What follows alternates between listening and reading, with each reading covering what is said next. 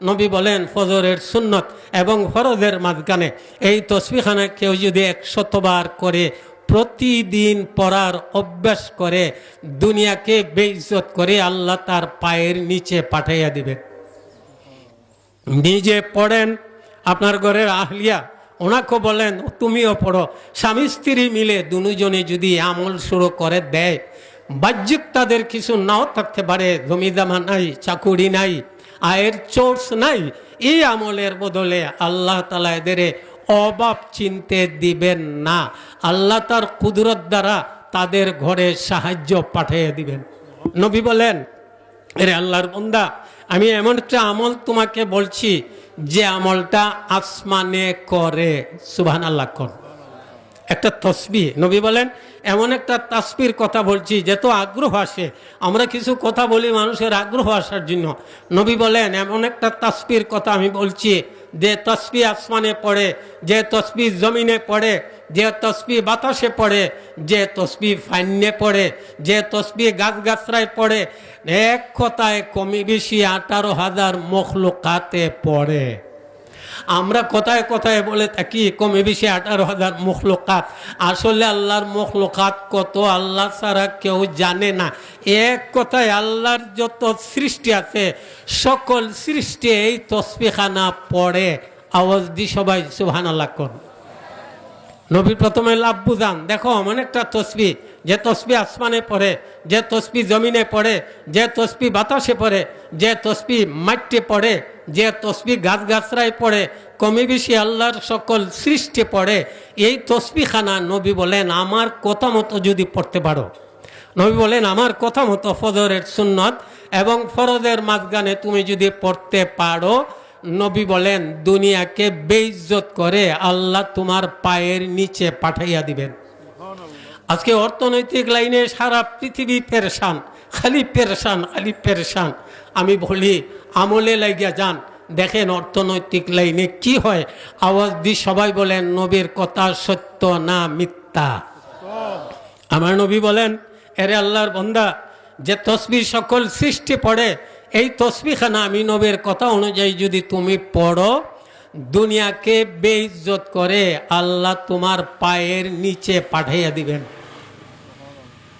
আমরা ভারত সফর করছি, মকবরায়ে কাসিমি জিয়ারত করছি। কাসিম নানতুবি রহমতুল্লাহ আলাইহি ওনার কাছে বেটা টাকার বান্ডিল নিয়ে গেছে, হুজুর হাদিয়া। এই হাদিয়ার আমার প্রয়োজন নাই, আমার কোনো জরুরত নাই, গরিব দিকে দেয়া দাও না হুজুর, না আমি নিমু না। সে খুঁজতেছে তার জুতা কোথায়, ও জুতার ভিতরের যে বেষ্টি একটা চামড়া থাকে এটা উঠাইয়া টাকার বান্ডিল জুতার ভিতরে ঢুকাইছে, ঢুকাইয়া আবার চামড়াটা রাইকিয়া চলে আসছে। এবারে উনি মসজিদের বাহিরে পাও ঢুকাবেন, জুতার ভিতরে পাও তো আর ঢুকে না, টাকার বান্ডিলে তো বইরা রয়েছে, ঢুকে না। কি হয়েছে, চামড়া সরায় দেখা যায় যে টাকা নিয়ে গেছিল উনি গ্রহণ করেন নাই, এই বান্ডিল জুতার ভিতরে ঢুকাইয়া দিছে। সুবহানাল্লাহ কর। উনি বলছিলেন রে টাকা তোমাকে আমি চাই না, আল্লাহ এই তোমাকে আমার জুতার ভিতরে ঢুকাইয়া দিছেন। মেরে মহতরম, নবীর কথা, নবী বলেন আমার কথা অনুযায়ী যদি আমল করতে পারো, তাসবিহখানা আদায় করতে পারো, দুনিয়াকে বেইজ্জত করে আল্লাহ তোমার পায়ের নিচে পাঠিয়ে দিবেন। লোকটা বলে নবী আমি তো তাওই চাই, বলেন শিখেন একটু। সুবহানাল্লাহি ওয়া বিহামদিহি সুবহানাল্লাহিল আযীম আস্তাগফিরুল্লাহ। আপনাদের কাছে অন্য আমল থাকতে পারে, কিন্তু এই আমলটা সহজ। আমি খুব রিসার্চ করে দেখছি, এই আমলটা সহজ। সুবহানাল্লাহি ওয়া বিহামদিহি সুবহানাল্লাহিল আযীম আস্তাগফিরুল্লাহ, সুবহানাল্লাহি ওয়া বিহামদিহি সুবহানাল্লাহিল আযীম আস্তাগফিরুল্লাহ।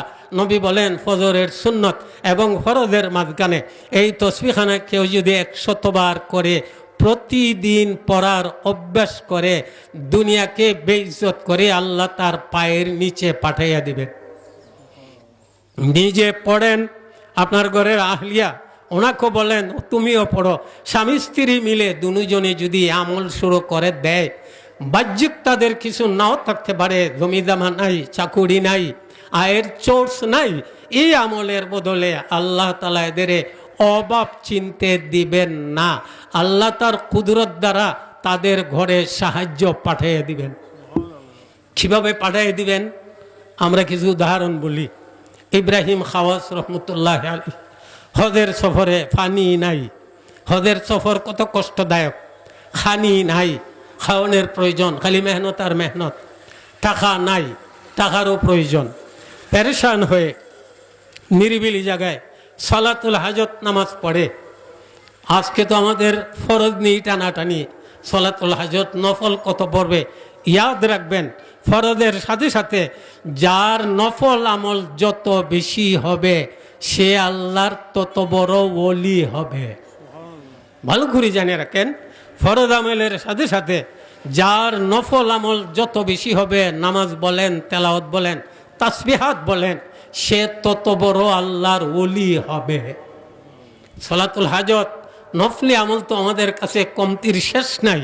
আলা হাদরামি রাদিয়াল্লাহু তাআলা আনহু 4000 মুজাহিদিন সাহাবাদের নিয়ে জাহাদের পথে চলতেছেন।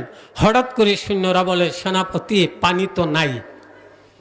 সেনাপতি আলা হাদরামি বলেন, পেরেশানিরও কোনো কারণ নাই, আমাদের তো পেরেশানির শেষ নাই। উনি বলেন, পেরেশানির কারণ নাই কি? বলে, আমাকে 2 রাকাত নামাজের সুযোগ দাও। সুবহানাল্লাহ বলেন। 2 রাকাত নামাজ পড়ে 4টা শব্দ দ্বারা দোয়া করছিলেন, ইয়া হালিম, ইয়া আলিম, ইয়া আলী, ইয়া আজিম। এই 4টা শব্দ দ্বারা দোয়া শুরু করে দিলেন।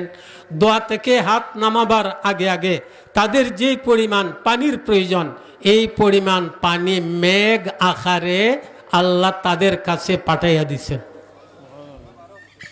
কোনো পেরেশানি নাই, নামাজ আল্লাহ দিলে নেই আল্লাহ থেকে লওয়ার জন্য। সবার জরুরত পুরা হয়ে গেছে, পানির জরুরত। সেনাপতি আলা হাদরামি রাদিয়াল্লাহু তাআলা আনহু বললেন, সামনে চলো।